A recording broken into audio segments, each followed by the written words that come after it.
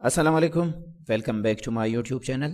Today we are going to start chapter number 2 atomic structure. तो आज हम पढ़ेंगे एटॉमिक स्ट्रक्चर के तोड़ रेज क्या होते हैं।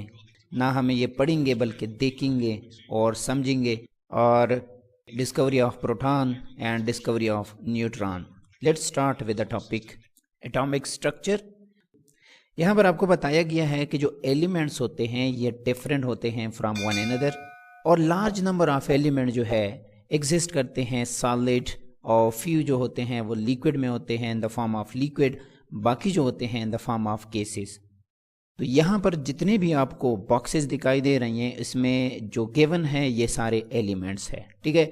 और इसमें इस कलर वाले जितनी भी है ये सारे सॉलिड फॉर्म में होते हैं। नेचुरल स्टेट इनकी जो होती है वो सॉलिड होती है। ये जो आप देख रही हैं ब्लू कलर में आपको दिखाई दे रहा है मरकरी एंड ब्रोमीन, ये in the form of liquid होते हैं नेचुरल स्टेट में। और ये जो आपको दिखाई दे रही हैं जैसे आप हाइड्रोजन, हेलियम, ये सारे नोबल गैसेज, और फ्लोरीन, क्लोरीन, ऑक्सीजन, नाइट्रोजन जो होते हैं ये गैसियस फॉर्म में होते हैं।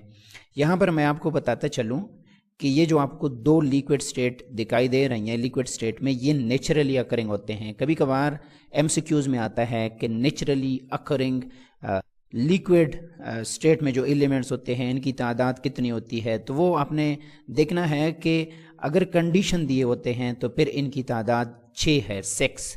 और अगर आपको कंडीशन का नहीं बताया गया है तो फिर इनकी तादाद होती है 2। इसके अलावा जो 4 होते हैं जैसे रुबेडियम हो गया, सीजियम हो गया, फ्रांसियम हो गया, जो कि ग्रुप 1 में आते हैं। और इनके अलावा जो गैलियम है, ठीक है, ये बोरान फैमिली का जो गैलियम है, ये 4 भी लिक्विड स्टेट में होते हैं but under certain condition. Normally ये नहीं होते हैं, सॉलिड फॉर्म में होते हैं। आपने सुना होगा कि गैलियम जो है इसको अगर आप हाथ में लेते हैं, हाथ का टेम्परेचर अबाउट 37 डिग्री सेंटीग्रेड होता है, तो ये 37 से पहले लिक्विड स्टेट में चेंज हो जाता है। लेकिन नेचुरली ये 2 होते हैं, ओवरऑल आप कह सकते हैं कि 6 होते हैं। इस वजह से कहते हैं कि ये solid, liquid and gaseous form में हो सकते हैं एलिमेंट्स। और ये जितनी भी एलिमेंट्स है ये किन चीज़ों से बने होते हैं, ये एटम से बने होते हैं। इसका मतलब क्या हुआ? इसका मतलब ये है कि लेट सपोज अगर आपको ऐसे स्ट्रक्चर दिखाई दे रहा है, दुनिया में कोई भी चीज़ आप देख रही हैं वो एटम से बने होते हैं। लेट सपोज अगर आप इसको एज अ होल लेते हैं, ये होल में आपका हो जाता है एलिमेंट, लेकिन ये एज अ होल एलिमेंट है, लेकिन देखो अलग अलग एटम से बना हुआ है। यानी इसके जो स्मॉलेस्ट पार्टिकल है वो क्या है, वो एटम्स हैं, और ये सारे के सारे एक जैसे हैं। तो जब एक जैसे एटम आपस में मिलते हैं तो इनकी फॉर्मेशन से क्या मिलता है हमें, इससे हमें मिलता है एलिमेंट्स। लेकिन आपने कभी इस पर सोचा है कि ये एलिमेंट एक दूसरे से डिफरेंट क्यों होते हैं? उसकी बुनियादी वजह यह है कि इनकी एटम्स की अरेंजमेंट जो है वो डिफरेंट होती है। तो डिफरेंट अरेंजमेंट ऑफ एटम्स वो डिफरेंट होते हैं। सल्फर जो है ये डिफरेंट होता है फ्रॉम गोल्ड, और इसी तरह फ्रॉम ब्रोमीन। यानी हर एक एलिमेंट ये आपको बता रही हैं, एग्जाम्पल में आपको दिया है कि गोल्ड अगर आप देख लें डिफरेंट है फ्रॉम ब्रोमीन। इसी तरह अगर आप देख लें हैवी मेटल जिसको आप एल्यूमिनियम का नाम दे सकते हैं, और जिंक जो है जो कि लाइट मेटल होता है, ये भी एक दूसरे से डिफरेंट होते हैं। ये देखिए ये आपको दिखाया गया है गोल्ड, और ये है ब्रोमीन जो अभी मैं बता चुका हूँ कि ये लिक्विड फॉर्म में होता है। इसी तरह आप देख सकते हैं कि ये आयरन है और ये जो है सल्फर है, ये कम्प्लीटली एक दूसरे से डिफरेंट है। बुक में भी आपको पिक्चर दिए गए हैं, आप देख सकते हैं। इसको अगर आप देख लें, सल्फर, गोल्ड और ब्रोमीन जो है जो कि लिक्विड फॉर्म में होता है, ये क्वाइट डिफरेंट है एक दूसरे से, क्योंकि इनमें मौजूद एटम की अरेंजमेंट जो है वो डिफरेंट है। इस वजह से ये एक दूसरे से डिफरेंट होते हैं। इसके अलावा आप एल्यूमिनियम देख सकते हैं। ये सारी चीज़ें जो आपको दिखाई देती हैं, इस तरह की चीज़ें, ये एल्यूमिनियम की बनी होती है। मेटल्स आर मोस्टली लस्ट्रस, ये चमकदार होते हैं, जबकि नॉन मेटल जैसे सल्फर हो गया, कार्बन हो गया, ये डल से नज़र आते हैं। पीरियाडिक टेबल के इस लेफ्ट साइड पे जो आप इस ब्लॉक एलिमेंट देख रही हैं ये मेटल कहलाते हैं, और ये जो आप देख रही हैं पी ब्लॉक एलिमेंट, ये जो है नॉन मेटल कहलाते हैं, ठीक है। इसके अलावा ये ट्रांजिशन एलिमेंट कहते हैं ये डी ब्लॉक एलिमेंट को, और ये जो है एफ ब्लॉक एलिमेंट है। यानी पीरियाडिक टेबल के लेफ्ट साइड इस ब्लॉक इस वजह से कहते हैं क्योंकि इनका जो वैलेंस शेल इलेक्ट्रॉन होता है वो इसमें आता है इस, और यहाँ पर जो है इनका वैलेंस इलेक्ट्रॉन जो है p ऑर्बिटल में आता है, इस वजह से p ब्लॉक एलिमेंट कहते हैं। यहाँ पर d orbital in the process of completion होता है, इस वजह से d ब्लॉक एलिमेंट। इसी तरह इनका जो f ऑर्बिटल होता है in the process of completion, इस वजह से इसको f ब्लॉक एलिमेंट। तो ये मेटल आते हैं, ये इस साइड पे p ब्लॉक एलिमेंट को नॉन मेटल कहते हैं। ये लस्ट्रस चमकदार होते हैं, मेलेबल होते हैं, आप इनको अपनी मर्जी का शेप दे सकते हैं। इनकी जो अपीयरेंस होती है ये डल होती है, कोई ख़ास इनकी चमक नहीं होती है। अब सवाल ये पैदा होता है कि इनमें जो डिफरेंस पाया जाता है इसकी बुनियादी वजह क्या है। वो ये है कि इनकी जो कंस्टिट्यूएंट एटम है जिनसे ये बने होते हैं उनकी अरेंजमेंट में फ़र्क होता है। इनकी प्रॉपर्टीज़, डिफरेंट प्रॉपर्टीज़ जो है, चाहे इनकी फिज़िकल प्रॉपर्टीज़ हो, केमिकल प्रॉपर्टीज़ हो, ये सारे एक दूसरे से डिफरेंट होते हैं। Next is structure of atom. Structure of atom, ये जो एटम का लफ्ज़ है ये सबसे पहले डेमोक्रेटस ने इस्तेमाल किया था। उसने ये भी कहा था कि जितनी भी मैटर है, matter means anything which occupy space and have some mass, ये बहुत ही स्मॉलर पार्टिकल से बने होते हैं, और उन स्मॉलर पार्टिकल्स को उसने नाम दिया था एटम। एटम का नाम क्यों दिया था?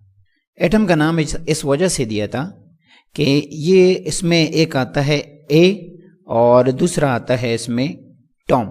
तो ए का मतलब क्या है? नो और विदाउट, नहीं हो सकता।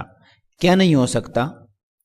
टॉम नहीं हो सकता, विच मीन्स जिसको आप मजीद कट नहीं कर सकते। सो नो कट या विदाउट कट, जो टैनी पार्टिकल्स होते हैं, स्मॉलेस्ट पार्टिकल होते हैं, ये सारे क्या बनाते हैं? मैटर बनाते हैं, और डेमोक्रेटस ने नाम दिया था एटम। इस वजह से उसने कहा था क्योंकि इसको आप मजीद जो है डिवाइड नहीं कर सकते, इनडिविजिबल है, ठीक है। और अराउंड 1800 में जॉन डाल्टन ने कई एक्सपेरिमेंट के बाद ये कंफर्म कर दिया कि एटम वाकई एग्जिस्ट करता है। मींस कि स्मॉलेस्ट पार्टिकल जो है वो क्या है? वो एटम है। ये है मिस्टर जॉन डाल्टन, और इसने थ्योरी दी थी कि मैटर जो है किस चीज़ से बना होता है? एटम से बना होता है। और अगर आप एक एलिमेंट के एटम देखते हैं तो उनकी सारी प्रॉपर्टीज, मास वगैरह क्या होते हैं? सेम होते हैं, आइडेंटिकल होते हैं। लेकिन एक एलिमेंट में मौजूद एटम दूसरी एलिमेंट में मौजूद एटम से क्वाइट डिफरेंट होते हैं, मुख्तलिफ होते हैं। और जो कंपाउंड्स बनते हैं वो कम्बिनेशन ऑफ 2 और more different types of atom से बनते हैं। यानी एलिमेंट के स्मॉलेस्ट पार्टिकल आपस में मिल के क्या बनाते हैं? कंपाउंड्स बनाते हैं। और जो केमिकल रिएक्शन होता है इसमें एक्चुअली होता क्या है? रीअरेंजमेंट ऑफ एटम होता है, यानी अरेंजमेंट में फ़र्क आ जाता है। अब जब जॉन डाल्टन ने ये कहा कि एटम को मज़ीद हम डिवाइड नहीं कर सकते, इनडिविजिबल है, तो यहाँ पर बात ख़त्म नहीं हुई बल्कि यहाँ से बात स्टार्ट हुई है। फिर in the last decade, decades का मतलब होता है 10 years of the 19th century, साइंसदानों ने क्या ट्राई करना शुरू किया कि इलेक्ट्रिसिटी को पास करना शुरू कर दिया थ्रू रेड्यूस्ड प्रेशर। अब यहाँ पे सवाल ये पैदा होता है कि रेड्यूस प्रेशर पे ही उन्होंने इलेक्ट्रिसिटी पास करना क्यों स्टार्ट किया, यानी प्रेशर को कम करने की ज़रूरत क्यों पड़ी थी? उसकी मेन वजह ये थी क्योंकि साइंसदान समझ चुके थे कि अगर आप थंडरस्टॉर्म में अगर आपने देखा हो, यहाँ पर जो बिजली कड़कती है एक्चुअल उसमें क्या होता है? इलेक्ट्रिसिटी क्रिएट होती है, लेकिन वो इलेक्ट्रिसिटी थ्रू एयर जिसकी प्रेशर बहुत हाई होती है हम तक नहीं पहुंचती है। इसका मतलब है कि air is non conductor for electricity. लेकिन अगर हम इसमें थोड़ी सी चेंजेस ले आते हैं, जैसे इसका प्रेशर कम कर लेते हैं, देन इट बिकम कंडक्टर। इस वजह से इन्होंने रिड्यूस प्रेशर पे काम करना शुरू कर दिया, क्योंकि ये जो थंडरस्टॉर्म जो आपको दिखाई देते हैं, जो बिजली चमकती है, उसमें क्या होता है कि इलेक्ट्रिसिटी पास हो सकती है, क्योंकि ऊपर आप जितना जाते हैं गैसेस की मिकदार कम पड़ती है, तो कम पड़ने की वजह से उसका प्रेशर जो है वो भी कम होता है, यानी रिड्यूस्ड प्रेशर पे बिजली पास हो सकती है। इस वजह से उन्होंने भी सोचा कि हम अगर इस तरह का माहौल ले आते हैं जो कि पॉसिबल है with the help of discharge, तो डिस्चार्ज ट्यूब की मदद से ही हम ऐसा कर सकते हैं। तो एट द एंड वो इस एक्सपेरिमेंट में कामयाब भी हुए हैं और उन्होंने डिस्कवर कर लिया है कि एटम जो है no more longer the smallest particle, ये मजीद स्मॉलेस्ट पार्टिकल नहीं रहा। क्यों? क्योंकि उन्होंने डिस्कवर कर लिया with the help of discharge tube. इन्हीं एक्सपेरिमेंट की वजह से उन्होंने ये साबित कर दिया कि जो एटम है ये स्मॉलेस्ट पार्टिकल नहीं है, बल्कि एटम में मौजूद जिसे आप नाम दे सकते हैं सब एटॉमिक पार्टिकल्स, ये एटम से भी छोटे हैं। इसका मतलब ये हुआ कि एटम जो है इज़ अ फंडामेंटल पार्टिकल, एक बुनियादी पार्टिकल है, लेकिन इसमें मौजूद इलेक्ट्रॉन, प्रोटॉन और न्यूट्रॉन जो है ये सब एटॉमिक पार्टिकल है। इन्हीं के तोड़ रेस से, या आप कह सकते हैं कि डिस्चार्ज ट्यूब एक्सपेरिमेंट से इलेक्ट्रॉन की डिस्कवरी हुई है और फिर ही इन्हीं की मदद से प्रोटॉन को डिस्कवर किया गया है। तो आज हम पढ़ेंगे कि कैसे उन्होंने इलेक्ट्रॉन, प्रोटॉन और न्यूट्रॉन को डिस्कवर किया था। डिस्कवरी ऑफ इलेक्ट्रॉन, इलेक्ट्रॉन की डिस्कवरी कैसे हुई है? इसके लिए लिया गया था एक डिस्चार्ज ट्यूब जो कि हार्ड ग्लास ट्यूब होता है जिसमें 2 मेटालिक इलेक्ट्रोड लगाए जाते हैं, साथ में इसके साथ वैक्यूम पंप अटैच किया जाता है ताकि इसमें मौजूद गैस को निकाला जा सके। सवाल ये पैदा होता है कि क्यों निकाला जाता है इसमें मौजूद गैस को? देखो, ये जो गैस होता है ये नॉन कंडक्टर होता है। अब इसको कंडक्टर बनाने के लिए इसकी प्रेशर को कम किया जाता है। दूसरी बात यह कि इसके साथ हाई वोल्टेज जो है इस पे अप्लाई किया जाता है। क्यों? ताकि ये प्रोसेस क्लियर कट हो सके, इसमें कंडक्टिविटी ज़्यादा हो, इस वजह से हाई वोल्टेज पास किया जाता है और लो प्रेशर के साथ। अब इसमें होता क्या है कि जो कैथोड होता है जो बैटरी के नेगेटिव टर्मिनल के साथ अटैच होता है, इससे जो रेज निकलते हैं वो पॉजिटिव एनोड की तरफ जाते हैं जो कि बैटरी के नेगेटिव टर्मिनल के साथ अटैच होता है। इस रेज की हम स्टडी करते हैं। इन रेज को बाद में नाम दिया था इलेक्ट्रॉन, इस वजह से टॉपिक का नाम रखा गया है डिस्कवरी ऑफ इलेक्ट्रॉन। तो इलेक्ट्रॉन की डिस्कवरी थ्रू कैथोड रेज हुई है, या आप कह सकते हैं कि ये जो डिस्चार्ज ट्यूब इस्तेमाल किया गया है, यहाँ पर आप देखें इस कैथोड से जो रेज निकल रही हैं ये टुवर्ड एनोड आ रही हैं इसकी तरफ, और ये यहाँ पर ग्लो करके जाते हैं। यहाँ पर ग्लो की वजह क्या होती है? फ्लोरेसेंट होता है। ये जिंक सल्फाइड का एक स्क्रीन लगाया जाता है जिसको हम फ्लोरेसेंट स्क्रीन का नाम देते हैं, और जो रेज कैथोड से निकल रही हैं इस वजह से आप इसको नाम दे सकते हैं कैथोड रेज। तो इसको नाम दिया था कैथोड रेज का। 1897 में जे थॉमसन ने जो है इसके प्रॉपर्टीज ऑफ कैथोड रेज बयान की है, एक्सप्लेन की है विद एक्सपेरिमेंट। अब उसने डिफरेंट प्रॉपर्टी दी है। सबसे पहले अगर हम देख लें प्रॉपर्टीज ऑफ कैथोड रेज में, तो हम कह सकते हैं कि ये ट्रेवल करते हैं कि किस तरह स्ट्रेट लाइन में ट्रेवल कर रही हैं और ये टुवर्ड एनोड कर रही हैं, और अगर इसको पास किया जाता है through the oppositely charge electric plate, तो ये क्या होते हैं? It was observe that cathode rays pin toward the positive charge plate, जिससे ये साबित होता है कि इस पर खुद कौन सा चार्ज है? इस पर खुद नेगेटिव चार्ज है। चलो आइए देखते हैं in the presence of electric field ये कैसे बेंड होता है toward the positively charged plate. Normally ये स्ट्रेट मूवमेंट कर रही हैं, अब इलेक्ट्रिक फील्ड अप्लाई हो रहा है तो ये नेगेटिव है, ये पॉजिटिव है। अब देखो, जैसे ही पॉजिटिव आया है इलेक्ट्रिक फील्ड की मौजूदगी में, ये कैथोड रेज ऐसे बेंड करके मूवमेंट कर रही हैं। इसको हटाने पे वापस स्ट्रेट लाइन में आते हैं। सो हम कह सकते हैं कि in the presence of electric field जो कैथोड रेज होते हैं ये पॉजिटिव प्लेट की तरफ बेंड होते हैं। प्रॉपर्टीज ऑफ कैथोड में हम लिख सकते हैं कि कि नेगेटिवली चार्ज पार्टिकल है। क्यों? क्योंकि ये पॉजिटिव प्लेट की तरफ बेंट होते हैं। दूसरा हम ये कह सकते हैं कि they move in the straight line.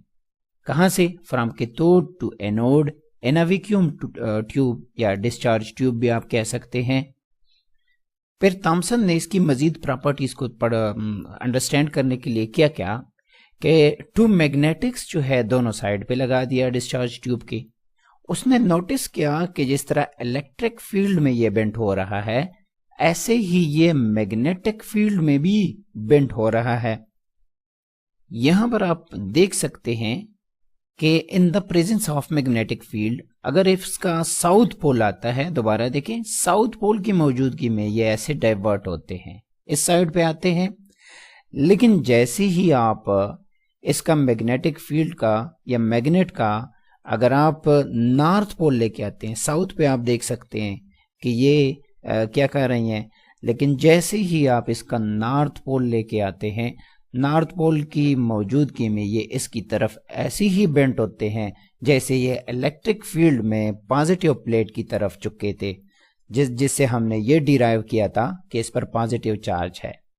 सो ये बेंट होते हैं toward the north pole of magnet, या हम ये लिख सकते हैं कि they bend toward the positively charged plate in the electric field and toward the north pole in the presence of magnetic field। ये मैं लिखना भूल गया हूं, आप यहाँ पे लिखिए कि bend toward the north pole in the presence of magnetic field। इसके अलावा थॉमसन सर ने क्या किया कि finding of his experiment to calculate the mass to charge ratio of cathode rays, which finally proved that cathode rays are in fact negatively charge material particle. उसने charge to mass ratio को calculate करके ये बता दिया कि ये charge material particle है। क्या है? Material particle. अब ये उसको कैसे पता चला कि ये मटेरियल पार्टिकल्स है, जिसको बाद में नाम दिया था इलेक्ट्रॉन का, वो मैं आपको बता देता हूं कि उसने अपने एक्सपेरिमेंट में ऐसा कर लिया कि कैथोड रेस के सामने यहां पर ऐसे व्हील रखा। ठीक है, अब जब उसने व्हील रखा, लाइट पेडल व्हील रखा, तो कैथोड रेज ने इसको रोटेट करना शुरू कर दिया। अब इससे उसने ये अखज़ किया कि रेज से कोई व्हील रोटेट तो नहीं हो सकता, लेकिन अगर ये रोटेट हो रहा है तो इसका मतलब है कि ये रेज में कुछ ऐसा है जो पार्टिकल नेचर का है। तो उस पार्टिकल नेचर को उसने कहा कि ये नेगेटिवली चार्ज्ड पार्टिकल है। उसने नाम नहीं दिया था, उसने जस्ट ये कहा कि these rays are actually negatively charged particle. क्योंकि पार्टिकल जैसे अगर आप लेते हैं, आप कोई सा भी व्हील लेते हैं, लेट सपोज इसके जैसा अगर आप फैन लेते हैं, फैन को आप रेस से रोटेट नहीं कर सकते, लेकिन अगर आप उसको पत्थर या किसी चीज से, किसी पार्टिकल की मदद से रोटेट करना चाहें तो आप कर सकते हैं। और दूसरा जो आपको यहाँ पे दिखाई दे रहा है शेडो। अब इस शेडो का उसका क्या फायदा हुआ था कि उसने देखा कि यहाँ पर शेडो बन रही है, तो शेडो का ये था कि उसने जिंक सल्फाइड की जो स्क्रीन थी वो इसके पीछे लगा दिया। क्यों? क्योंकि उसको मालूम था कि अगर शेडो इस साइड पे बन रहा है तो इसका मतलब है कि यहाँ से कुछ ऐसा निकल रहा है जो इस साइड पे आ रहा है। तो उसने फिर बाद में जिंक सल्फाइड पे देखा भी कि जो ग्लोविंग हो रही है that is because of these rays. अब charge to mass ratio calculation के लिए उसने क्या किया कि इलेक्ट्रिक फील्ड लगाया और यहाँ पे जो एंगल बन रहा है बेंडिंग का उसको थीटा ई ये कैलकुलेट किया, और फिर in the presence of magnetic field जो एंगल बन रहा है ये लिया उसने। फिर इस फार्मूला की मदद से charge to mass ratio calculation की है, और वो फार्मूला ये है, देखो, चार्ज टू मास रेशो ये फॉर इलेक्ट्रिक फील्ड, और ये जो मैग्नेटिक फील्ड अप्लाई किया गया है ये एंगल है, और जो डिस्टेंस ट्रेवल किया कैथोड रेज ने, तो इसकी मदद से उसने charge to mass ratio calculation दी है। तो अब इसकी प्रॉपर्टी में हम मजीद ये ऐड कर सकते हैं कि when they strike certain material they cause them to glow, जो कि जिंक सल्फाइड जो है वो सर्टेन मटेरियल जिंक सल्फाइड है, और हम ये भी कह सकते हैं कि they increase the temperature of object they strike, paddle wheel से पता चला था। यहाँ पर जो लिखा है कि cause mechanical motion they can rotate a small paddle wheel proving they have mass, यहां से फिर अखज किया गया है कि दीज रेज एक्चुअली क्या है, पार्टिकल्स है। और फिर इन पार्टिकल्स को बाद में नाम दिया है क्या, इलेक्ट्रॉन। और it was also shown that electron are the sub atomic particle of all elements, कि जितने भी ये एलिमेंट है सब में इलेक्ट्रॉन क्या है, सब एटॉमिक पार्टिकल। सब एटॉमिक पार्टिकल मींस कि जो एटम जिसको हम नॉन डिविजिबल कह रहे थे वो अब नॉन डिविजिबल नहीं है, उसमें सब एटॉमिक पार्टिकल आ गए। हाँ, लेकिन एटम जो है ये फंडामेंटल पार्टिकल जरूर है। क्या आप जानते हैं कि ये जो इलेक्ट्रॉन का नाम दिया था, इलेक्ट्रॉन का नाम किसने दिया है फिर? तो इलेक्ट्रॉन का नाम जो है ये दिया था 1891 में। किसने? जॉर्ज जॉनस्टन स्टोनी ने इलेक्ट्रॉन का नाम इन रेज को दिया है, जो कि एक्चुअल में एक्सपेरिमेंटली डिस्कवर किए थे किसने? जे थॉमसन ने 1897 में कैथोड रे एक्सपेरिमेंट की मदद से। Now discovery of proton. As we know, या at that time scientists जो थे वो जानते थे कि atom is a whole neutral particle है। तो अगर इसमें नेगेटिव चार्ज पार्टिकल है तो इसकी इफेक्ट को खत्म करने के लिए कोई दूसरा पार्टिकल भी मौजूद है, क्योंकि अगर ऐसा नहीं है तो जितनी भी एटम है अगर इसमें सब atomic particle negative charge particle है तो इसको टच करने पे हमें करंट क्यों नहीं लगता? इसका मतलब है कि इस इलेक्ट्रॉन यानी नेगेटिव चार्ज पार्टिकल को स्टेबलाइज करने वाला कोई दूसरा पार्टिकल है, जिसको बाद में डिस्कवर करके प्रोटॉन का नाम दिया। तो सबसे पहले गोल्डस्टीन ने क्या किया? 1886 में इस पॉजिटिवली चार्ज पार्टिकल को डिस्कवर किया। किस बेस पे? इस बेस पे कि जो एटम है ये इलेक्ट्रिकली न्यूट्रल होता है। अब न्यूट्रल का मतलब है कि अगर जितने नेगेटिव चार्ज है उतने पॉजिटिव चार्ज होने चाहिए। इसके लिए उसने सीरीज ऑफ एक्सपेरिमेंट इसी डिस्चार्ज ट्यूब से किया, और लेकिन उसमें क्या किया कि परफोरेटेड कैथोड लगाया गया। परफोरेटेड कैथोड मींस कि यहाँ पर अगर आप देख ले, यहाँ पर आपको पोर्स दिखाई दे रही हैं। इस कैथोड को नाम दिया परफोरेटेड कैथोड।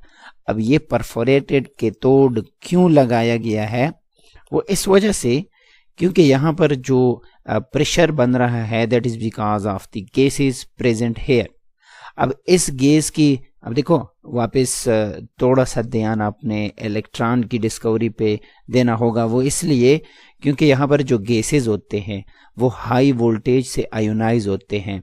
तो कहा जाता है कि जो प्रोटॉन जो न्यूक्लियस रह जाता है वो वापस आके प्रोटॉन के साथ टकराता है, यहाँ से एमिशन होती है फिर इलेक्ट्रॉन की, जिसको कैथोड रेज का नाम दिया था। या आप कह सकते हैं कि जो इलेक्ट्रॉन थी। अब परफोरेटेड का मतलब क्या है कि यहाँ पर जो गैस, लेट सपोज आपके पास कोई सा भी गैस जो इसमें लिया था, लेट सपोज हाइड्रोजन लिया था, हाइड्रोजन से इलेक्ट्रॉन निकल गया तो इस पर कौन सा चार्ज आ गया? यानी इसमें प्रोटॉन ही रहता है। अब ये प्रोटॉन चूंकि पॉजिटिव चार्ज है, कैथोड जो है ये नेगेटिव चार्ज है, लिहाजा इनकी दरमियान अट्रैक्शन होगी। अब अगर ये परफोरेटेड नहीं था जब तक, तो जब परफोरेटेड ना होने की वजह से इसकी स्ट्राइक होती थी, कोलिजन होती थी इस कैथोड से, जिसकी वजह से इस कैथोड से इलेक्ट्रॉन की इमिशन होती थी। लेकिन परफोरेटेड का मतलब ये है कि अब इस पोर्स के थ्रू या इस कनाल के थ्रू ये प्रोटॉन जो है इसके पीछे यहाँ पर स्क्रीन जो लगाया गया है फ्लोरेसेंट, यहाँ पर टकरा के इसके साथ चमक आपको नजर आ सकती है। तो इस वजह से परफोरेटेड कैथोड इसलिए लगाया गया था ताकि गैस से जो इलेक्ट्रॉन इमिट होगा, जो प्रोटॉन रह जाएगा वो प्रोटॉन इसकी मदद से क्या हो सके, पास हो सकेगा। और यही हुआ था कि a new type of rays produce from the anode which move toward the cathode. तो वो कैथोड की मूवमेंट की असल वजह ये थी क्योंकि इसकी नेगेटिव चार्ज है और ये जो प्रोटॉन है इसकी पॉजिटिव चार्ज है। toward the cathode. He called these rays as canal rays or anode rays. अब ये चूंकि from anode toward cathode होते हैं, इस वजह से इसको नाम दिया था anode rays. कनाल रेस का मतलब ये है, कनाल के मानी होते हैं पोर्स के, चूंकि ये परफोरेटेड कैथोड यानी पोर्स से निकलता है, इस वजह से इसको नाम दिया था कनाल रेस. अभी यहाँ पे लिखा है कि the properties of these rays seem to vary depending on the gas used in the discharge tube. इसको आपने समझना होगा कि जो प्रॉपर्टीज ऑफ दीज रेज है, कैथोड की चेंज नहीं हो रही थी, जितने भी इलेक्ट्रॉन थे सबके सेम आ रहे थे, नेगेटिव चार्ज पार्टिकल सबके सेम थे, चाहे गैस की आयोनाइजेशन से आ रहे थे या यहाँ से जो पॉजिटिव आयन की कैथोड के साथ कोलिजन से जो आ रहे थे, सारे अब चाहे जो भी एलिमेंट लें इसमें सबका यही सेम प्रोसेस आएगा. लेकिन ये कह रहे हैं कि ये प्रॉपर्टीज यानी कैनाल रेस की या जो एनोड रेस की प्रॉपर्टी है, ये डिपेंड करता है कि कौन सा गैस इस्तेमाल हुआ है. उसकी बात बिल्कुल, ये बात सही है कि अगर आप लेट सपोज हाइड्रोजन ले रही हैं तो पीछे क्या रह जाता है, ओनली प्रोटॉन. अब प्रोटॉन ये कैनाल रेस किसका आएगा, सिंगल प्रोटॉन का आएगा. अब आइसोटोप्स ऑफ प्रोटॉन की भी, चलो आइसोटोप के बजाय हम दूसरा लेते हैं, हेलियम लेते हैं. ठीक है, हेलियम का एटॉमिक नंबर है 2, जिसका सिंपल मतलब यह है कि इसमें 2 इलेक्ट्रॉन और 2 प्रोटॉन है. अब जब ये इलेक्ट्रॉन, ये लाजमी बात है, आयोनाइज होगा, आयोनाइज होने के बाद इस पर पॉजिटिव चार्ज आएगा, तो H पॉजिटिव की तरह हेलियम पॉजिटिव भी इस कैथोड की तरफ निकलेगा. अब जब ये इसकी तरफ मूवमेंट करेगा तो ये परफोरेटेड जो कैथोड है इसमें से पास हो के हाइड्रोजन आयंस की तरह ये भी यहाँ पर फ्लोरेसेंस जो है ये ग्लो शो करेगा. अब आप खुद सोचें कि जब हाइड्रोजन गैस लिया था और फिर आपने लिया है हेलियम, दोनों में फर्क है कि नहीं है? दोनों में लाजमी तौर पर फर्क होगा. इस वजह से कहते हैं depending on the gas, hydrogen ले रही हैं, हेलियम ले रही हैं या कोई और न्यूक्लियस ले रही हैं, यानी कोई भी आप एलिमेंट जो गैस है वो आप ले सकते हैं. अब उसमें से इलेक्ट्रॉन रिमूव होगा तो सबका अलग अलग न्यूक्लियस बनेगा. अब अलग अलग न्यूक्लियस की अलग अलग प्रॉपर्टीज होगी. इस वजह से कहते हैं कि the properties of these rays seem to vary depending on the gas used in the discharge tube. In fact होता क्या है, what he discovered was gas ions. मैंने बता दिया ना कि हाइड्रोजन आयन या हेलियम आयन डिपेंड करता है. And this also included hydrogen ion. ठीक है, लाजमी बात है. हाइड्रोजन गैस अगर इस्तेमाल कर रही हैं तो क्या रह जाता है, हाइड्रोजन आयन रह जाता है. Goldstein eight that time knew nothing about its significance. वो नहीं जानता था कि कितना बड़ा कारनामा सर अंजाम दिया है. 1970 में रदरफोर्ड ने जब एक्सपेरिमेंट किया है, उसने प्रूफ किया कि हाइड्रोजन न्यूक्लियस जो है इन अदर न्यूक्लियाई, यानी जो प्रोटॉन है ये बाकी न्यूक्लियाई में भी मौजूद होता है. Rutherford thought that a hydrogen nucleus are a proton. Hydrogen nucleus का सिंपल मतलब क्या है, सिंगल प्रोटॉन ही रहता है. तो प्रोटॉन जो है इसको भी building block of all nuclei, जैसे इलेक्ट्रॉन को पहले हमने लिया था एज अ बिल्डिंग ब्लॉक या सब एटॉमिक पार्टिकल, इसी तरह इसको फंडामेंटल बिल्डिंग ब्लॉक या आप कह सकते हैं कि सब एटॉमिक पार्टिकल जो है ले सकते हैं. Discovery of neutron later on in 1933 से पहले 1930 में रदरफोर्ड ने एक क्लू दिया था कि there is a particle inside the atom, लेकिन वो ये नहीं जानता था कि कौन सा है other than electron and proton. तो 1933 में चॉडविक ने अपना एक्सपेरिमेंट से ये बताया कि अनदर पार्टिकल न्यूट्रॉन भी मौजूद है और जिस पर कोई चार्ज भी नहीं है, और इसका जो मास है ये तकरीबन प्रोटॉन के बराबर है.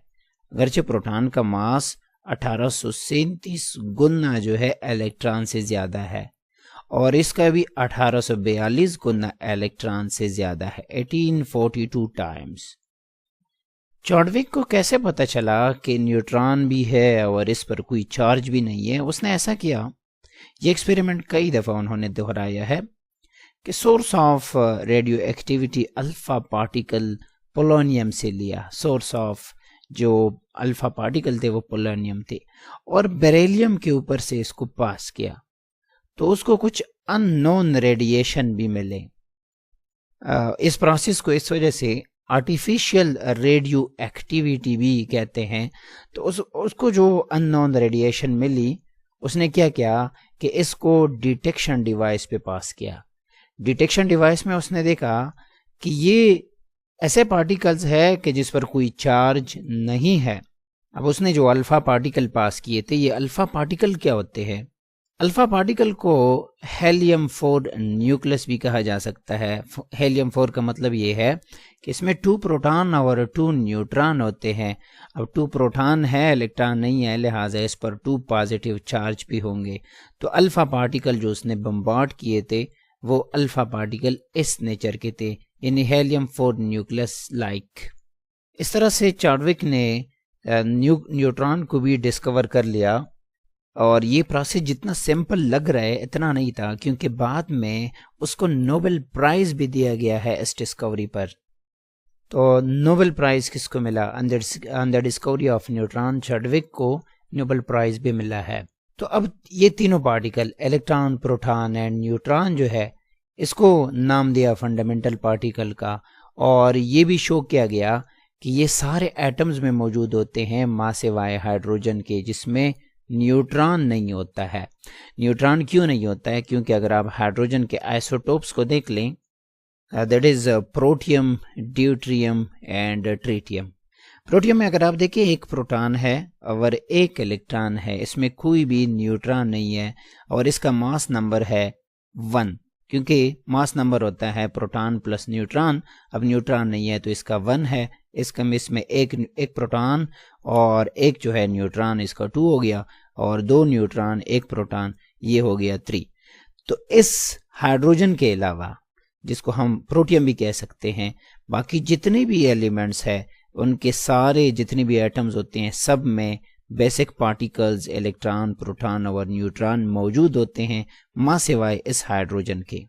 और इसमें irrespective of the fact that atoms behave very different from one another, अगर एक एलिमेंट के डिफरेंट एलिमेंट के एटम्स हैं तो इनके जो बिहेवियर होते हैं वो भी डिफरेंट होते हैं।